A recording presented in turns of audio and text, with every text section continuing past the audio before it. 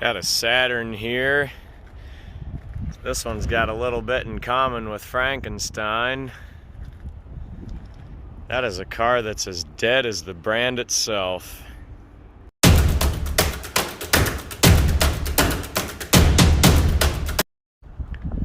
Front of the yard starts with the GM Rose.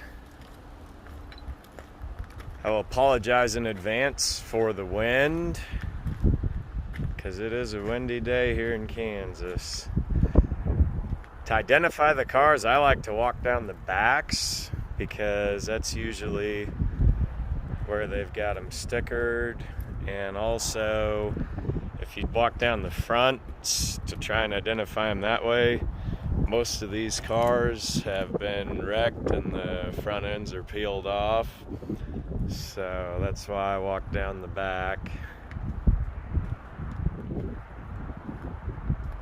Chevy Impaler needed a little more than good vibes. Here's kind of a sad one. 91 Caprice Classic. A lot of people don't like that fairing on the back wheel arches, but I always did. I always thought that kind of gave it a neat futuristic look. Kind of had some continuity a little bit with the older dustbuster vans and things like that. This car has fallen. She was a 91.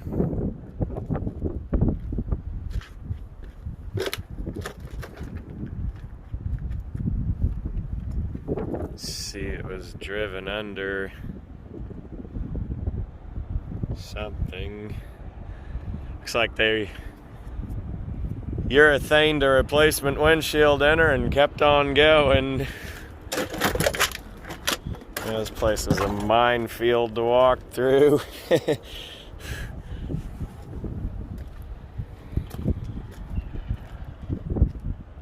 91 Caprice. All roads lead to the junkyard.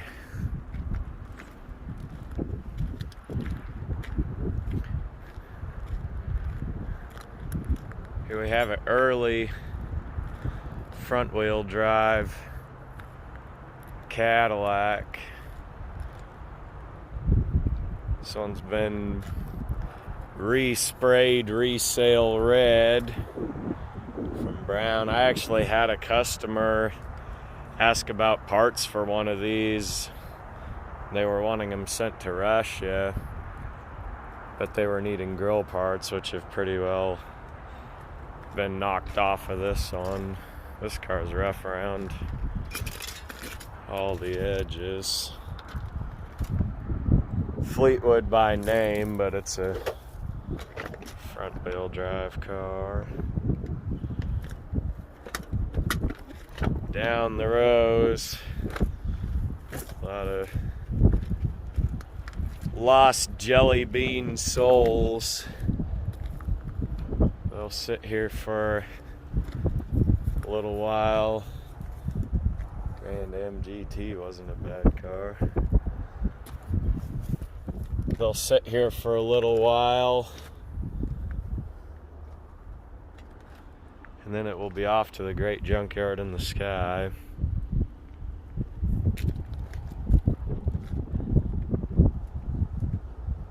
Ram Air, name only, no functionality for the Ram Air. Well, they were good looking cars, but that one with 171,000 miles, it would have probably popped a head gasket or thrown a rod bearing or transmission any given time. These seems like they just kind of like a ticking time bomb, or as a friend of mine, Steve, likes to say, they have a half-life like a nuclear element. If you're George W. Bush, it's nuclear, but if you're anybody else, it's nuclear. 3800 Venerable Legend. That one is a 1988 by the emissions sticker.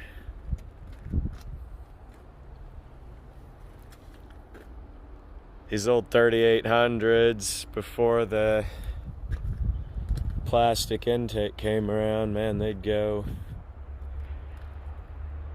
awful lot of miles. 300,000. That wine burgundy interiors. Pretty happening threads. Shame about this one. She only had 108,000 before she went to the junkyard for one reason or another. Kind of sad, really, these old cars. A lot of grandmas have them, and they sit in the garage, and the family doesn't want to deal with selling them in the estates, and they just become unceremonially squashed. 97 Cavalier took a skid.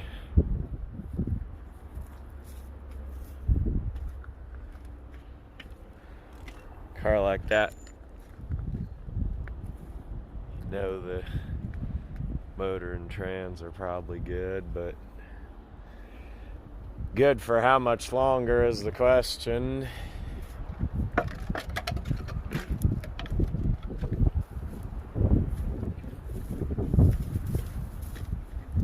Spy over here.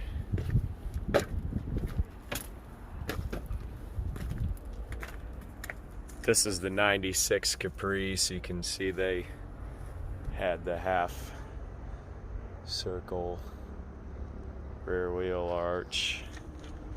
Started that in 93. The more conservative buyers liked that because it gave the car more of a conventional look. And now fast forward 25 going on 30 years, the donk box and bubble crowd, which this car would be a bubble, they like that bigger rear wheel opening because they can fit the dubs in there. Sad end for this old car. She's pretty accordioned. Even up in the roof. That car plowed into something pretty hard. Folded the frame rail all the way down. All the king's horses and all the king's men can't put that Humpty together again, so she went to the junkyard.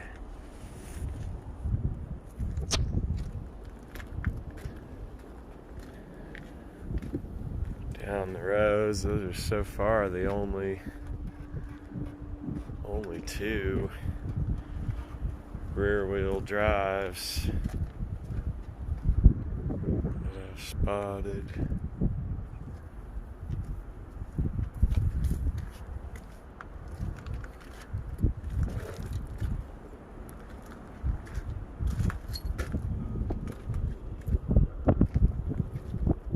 Another Grand Am. Not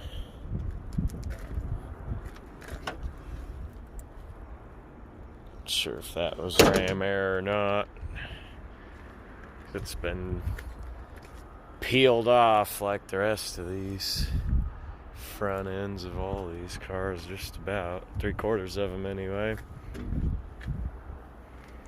We have a 94 Caprice. Someone's needed a trunk lid off of it. Kind of a shame this one ended up here. Though that sticker would give you a clue why.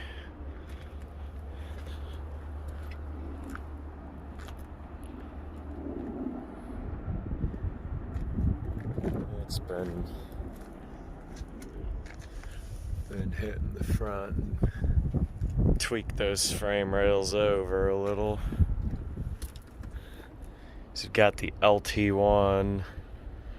Guys back in '94 had the bragging rights that their sedan had a Corvette motor. Now guys swap them out for LS as time marches on. Yeah. Pontiac vibe here, looking like Beetle Bailey after Sarge beats him up. Well, I spot some patina over in the row. Oh yeah. Wow. Got the T-bone action on this 77 Cutlass.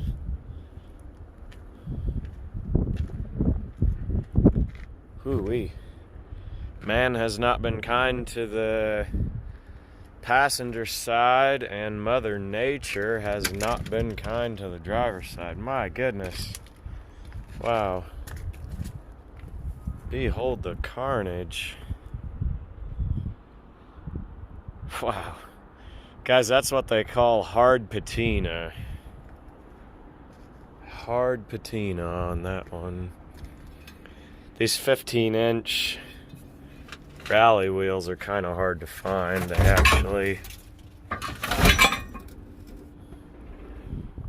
actually do bring decent money. I might be inquiring to see the price on a steel wheel, of course, with a core charge.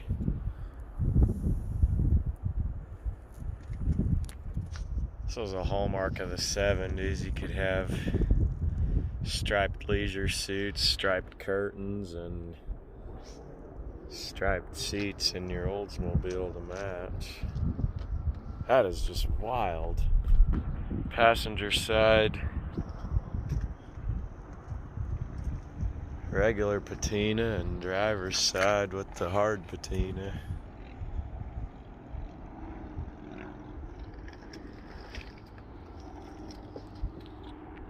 Let there be lemons. Oh man. And its Colonnade era brother. Yeah, the 76 Monte Carlo. This car has been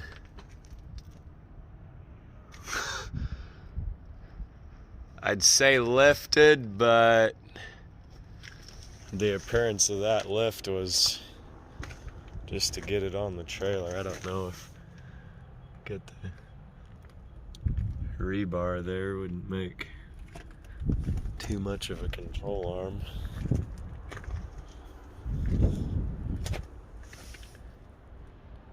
Got the remains of somebody's project on 26s.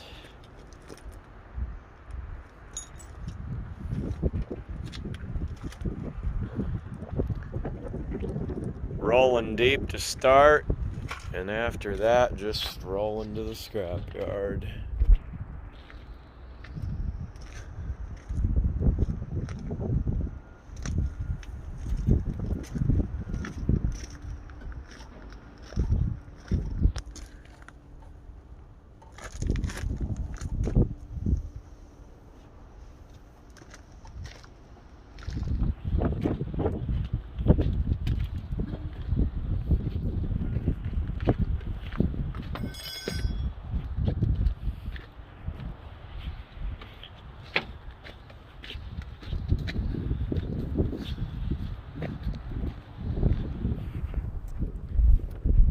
Violet Cavalier there. Those are pretty durable cars, but a lot of them became kid cars, and as kids go, they either don't maintain them or don't watch out and hit things, and that one's probably suffered both of those fates given points in its life.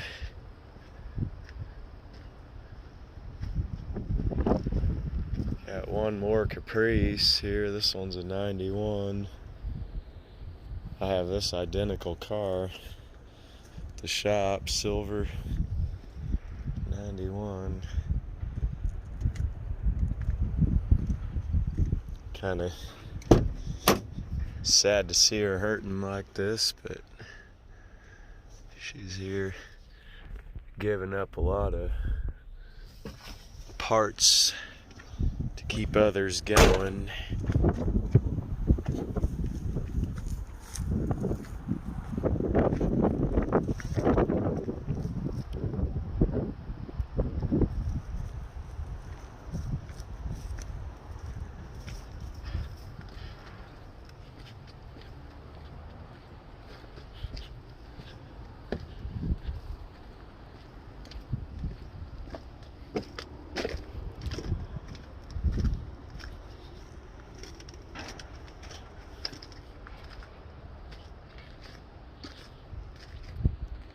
Another red Grand Am GT, sunroof, spoiler.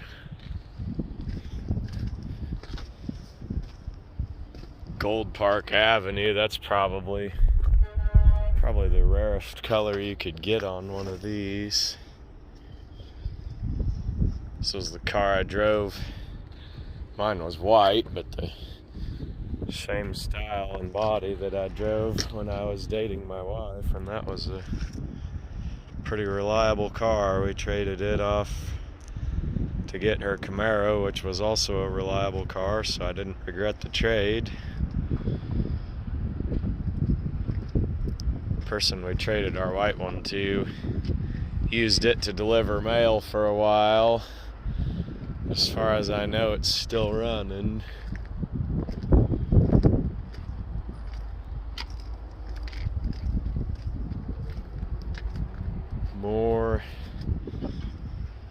More front wheel drives. Fixing to get recycled. Look at that, all the front ends either tore off in accidents or taken off to fix wrecked ones. Just never-ending cycle.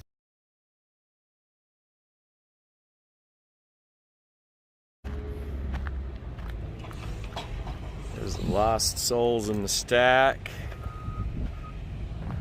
There's last call. Inside that building is the crusher. Up comes the car. Into the smasher it goes.